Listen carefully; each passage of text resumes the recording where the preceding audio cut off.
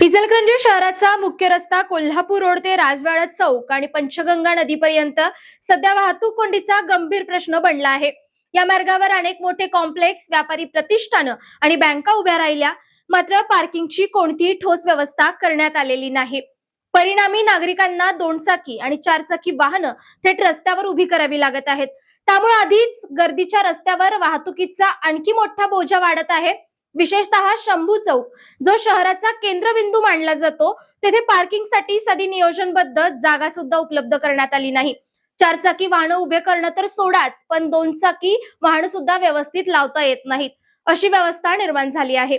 आता शहरातील नागरिकांचा थेट सवाल हा प्रशासनावर आहे। महापौर, उपमहापौर आणि आयुक्त या गंभीर प्रश्नांकडे लक्ष देणार का, की नागरिकांना रोजच्या त्रासातच जगावं लागणार? इचलकरंजी सारख्या वाढत्या लोकसंख्येच्या शहराला आता केवळ विकासांच्या घोषणा नकोत, तर नियोजनबद्ध पार्किंगची व्यवस्था, अतिक्रमण मुक्त रस्ते आणि शिस्तबद्ध वाहतुकीच्या व्यवस्थेची नितांत गरज आहे।